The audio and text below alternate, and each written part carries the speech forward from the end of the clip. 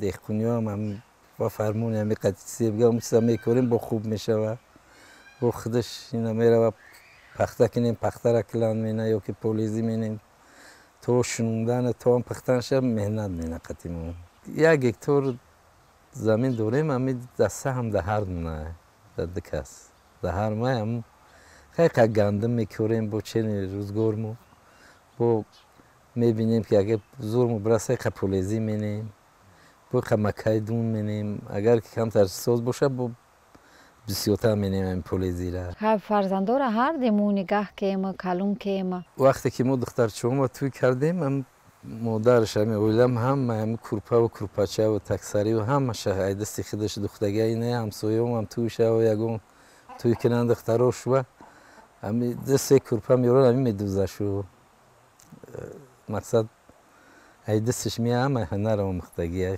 زبان نمیدونستم تا نگاه میکنه میگفتن ایش و ایش خیلی 2-3 بچه دخترچه فرزندور شدیم خیلی بچه کلیم توی کردیم دخترچه را دتش توی کردیم یا که یه بچه که یا صنفی 3 میخونه از یکی بگیم بچه هم یکتر بچه هم کلونیم اویله داره صاحب یک فرزنده دیمگیم بچه هم در روسیه کار مینه ده دختر شوهر دادم دخترچه کلونیم ده دخترچه داره وقتی آوردم فرزنده خود مرا رنگ مادر نگاه کرد تو وقتی توی کنی را داد همه خودش حسابه که تویشو کرد با همش خیلی مردم هم خیلی و چی خچو رسم شد تویشو کرده دخترچه هم خرسندن تا زیر مقصد ای مادر شد هیچ نمیکنن که مادر نداری تا زیر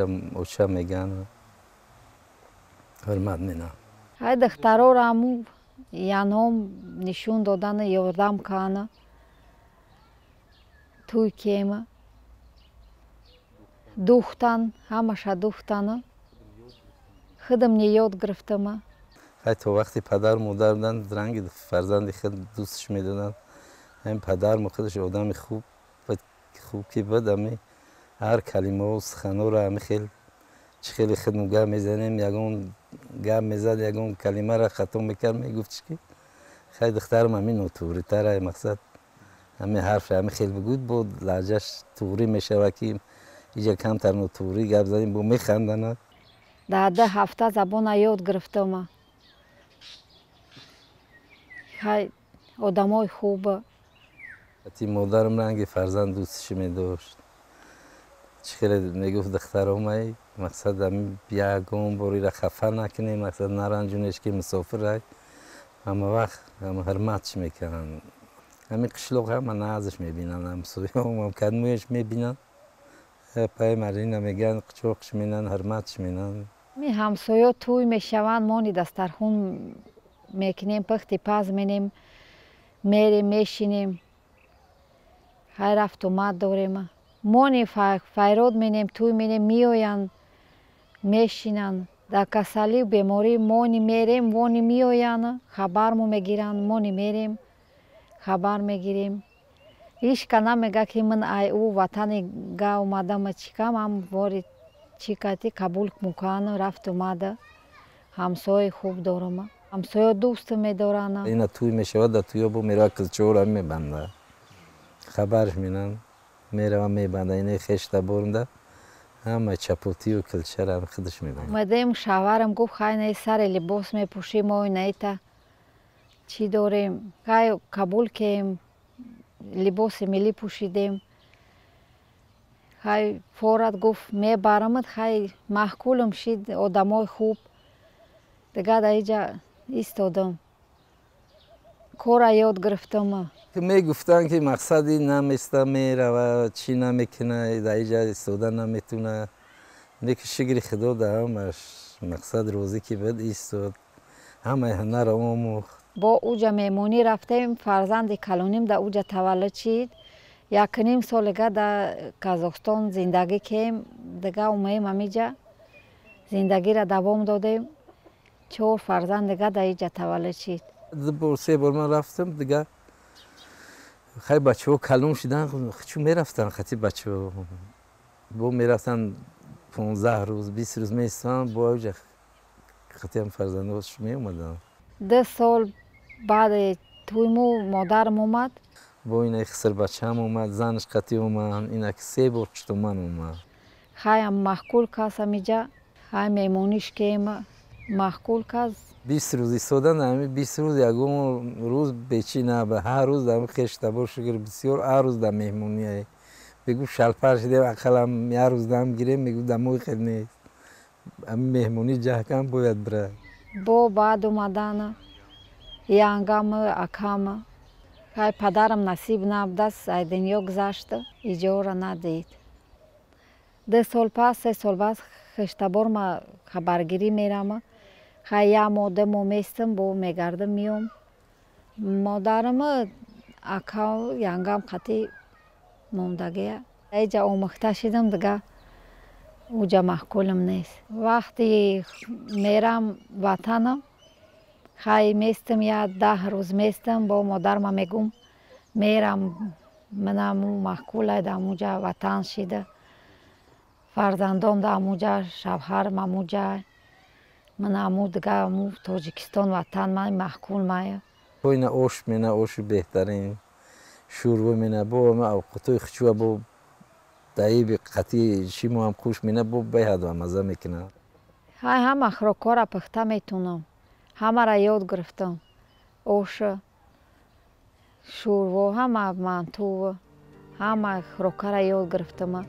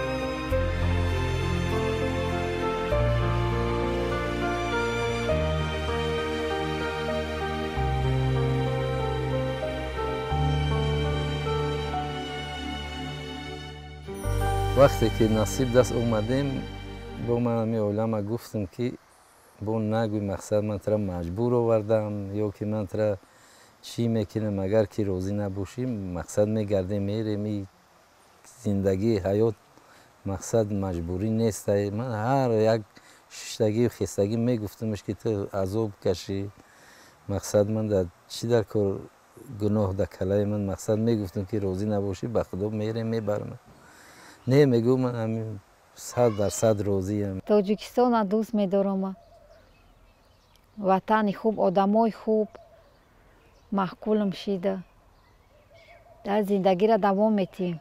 پدر مادرم به خدا پدرم در همه گریه میکرد برای که ای خدا داده می خیلی انسان خوب مقصد من همین ندیدم در جای دخترای خدا روزی همه اپا میبینن همه فقط دعاش میتین که میگه که پدر مادر ما تو خدمت که ما نکیم همون کاره تو منم دعا دادن خدمت شکم نگاه شکم هر دیش در روز 3 روز ایش گذشته 3 دنیا 3 روز بعد اخشتومانم گذشت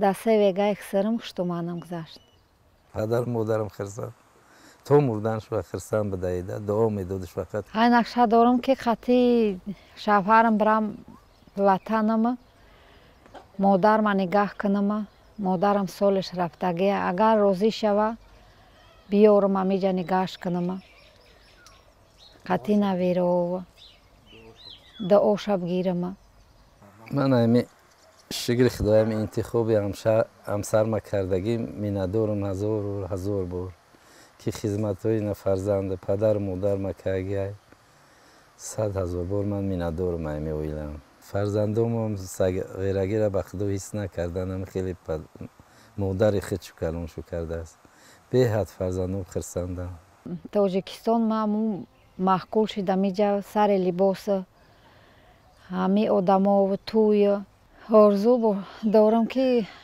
همه وقت وطن تنج باشه خیلی فرزندامو کلون شوند زندگی را با دوام تیانه نویره